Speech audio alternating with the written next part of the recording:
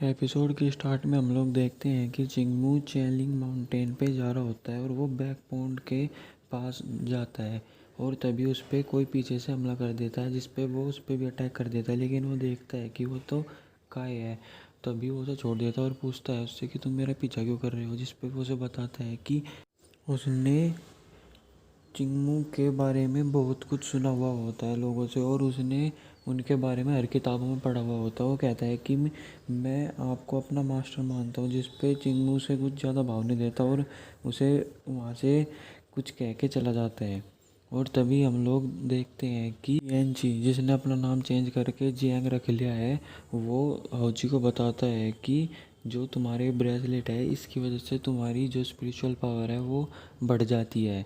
और तभी हम लोग देखते हैं कि हाउची वहाँ से जारी होती है। तभी उसके बाद चिंगमू आता है, उसे कुछ फ्लावर देता है, जिस पे वो उसे अपनी दिल की बात बताना चाहता है हाउची को चिंगमू। पर तभी हाउची उसे बता देती है कि ये फ्लावर बहुत ज़्यादा कीमती है, उसे इन फ्लावर को ग्रो करने में अपन करीब 100 साल से भी ज़्यादा का वक्त लग जाएगा। और इस फ्लावर में बहुत ज़्यादा स्पिरिचुअल एनर्जी है। और ये बात सुन के चिंगमू बहुत ज़्यादा हैरान हो जाता है और सोचता है कि मैंने ये क्या कर दिया।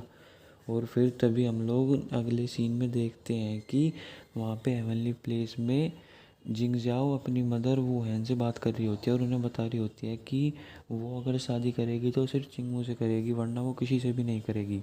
और तभी वो बताती है अपनी मदर को कि उसके फिनिक्स अम्ब्रेला में कुछ हो गया था जब वो माउंट लुकआउट पे थी। तभी उसकी मदर कहती है कि एक बार मुझे दिखाना।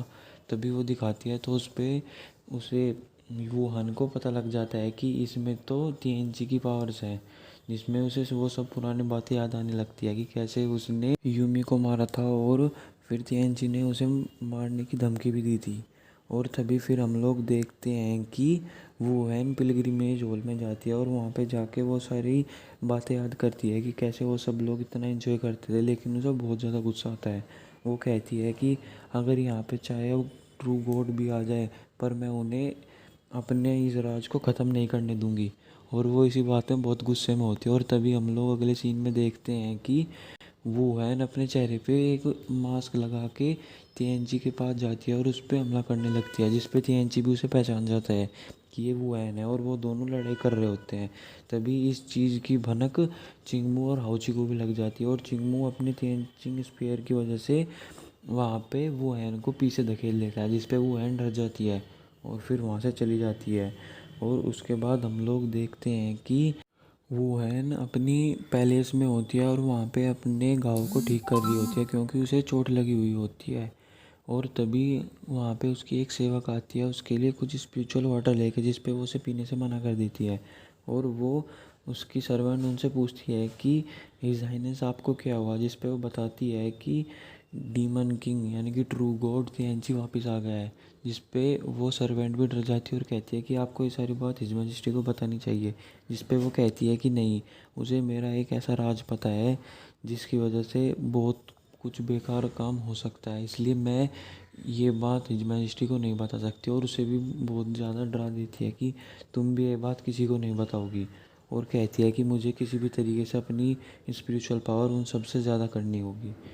और तभी हम लोग देखते हैं कि टीएनजी और हाउची आप एक जगह पे बैठे हुए होते हैं और टीएनजी हाउची को कहता है कि अगर तुम चाहती हो कि मैं तुम्हारे ये बंद हुए स्पिरिचुअल वेन्स को खोल दूं, तो तुम्हें मेरे साथ डीमन वर्ल्ड में चलना होगा।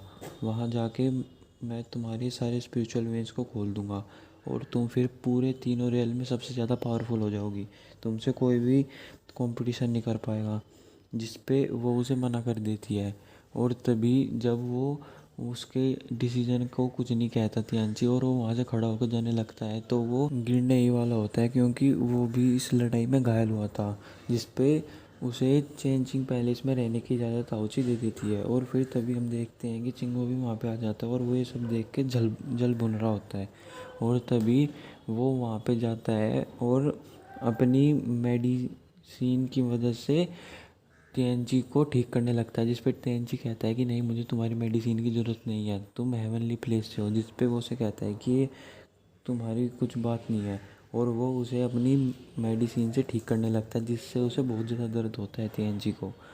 और फिर तभी हम लोग अगले सीन में देखते हैं कि हेवनली प्लेस में मूगैंग जिंगजियान को कहता है कि तुम जाओ और जाके चिंगमू को जिंगजाओ से मैरिज का प्रस्ताव दो, जिस पे जिंगजियान उसे मना कर देता है मूगैंग को कि नहीं फादर, क्योंकि उसे पता हुआ होता है कि चिंगमू जिंगजाओ को पसंद नहीं करता। जिस पे तभी वुएन उसे कहती है कि जाओ जाके चिंगमू को ये बता देना कि उसे तीनों आर्मी का कंट्रोल दिया जाता है। जिंगजियान को मानना पड़ता है मजबूरी में।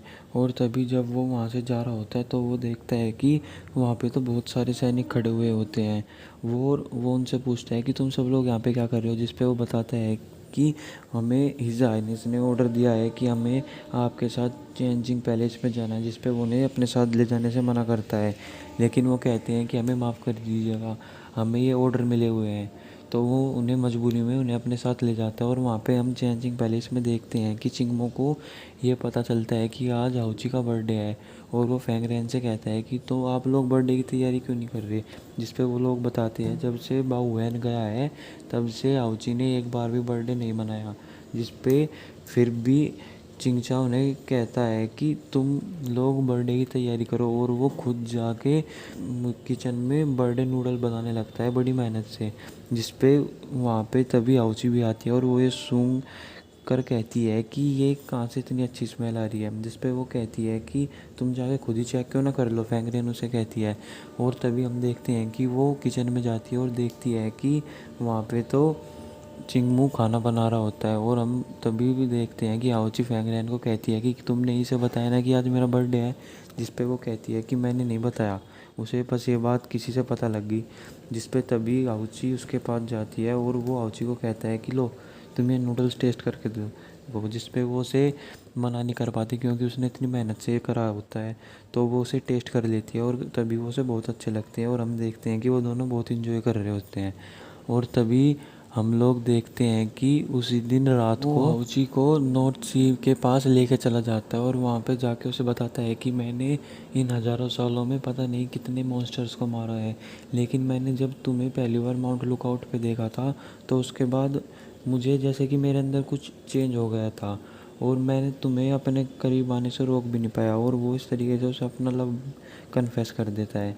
जिस पे हाउची उसे मना करती है, कहती है कि नहीं तुम एक लोग, मेरे पास कोई भी स्पिरिचुअल पावर नहीं है। हाँ भले ही मेरे पास गॉडेस का टाइटल है, लेकिन मैं इस चीज़ के लिए लायक नहीं हूँ। अगर मैं तुम्हारे साथ रहूँगी तो मैं सिर्फ तुम्हारी लिए एक बर्डन नहीं बनूँगी। जिस पे वो उसे कहता है कि तुम ये सब क्या सोच रही हो, तुम चाहे जो भी हो, तुम अगर एक मॉर्टल भी होती मैं फिर भी तुम्हें पसंद करता। जिसकी ये बात सुन के और उसकी ट्रू फीलिंग को देख के हाउची भी अपने आप को रोक नहीं पाती है और उसे गले लग जाती है और वो भी अपना लव उसे कन्फेस कर देती है। और उसके बाद हम लोग देखते हैं कि सभी लोग उनका इंतजार कर रहे होते हैं चेंजिंग पैलेस में। तभी वो दोनों वहाँ पे आ जाते हैं और फिर चिंगमू उसे बर्थडे गिफ्ट में एक सोड देता है और उसे कहता है कि ये सोड मेरे साथ हमेशा से थी। इन 1000 सालों में मैंने जो भी कुछ हासिल किया वो सब कुछ मैंने इस सोड की वजह से ही किया।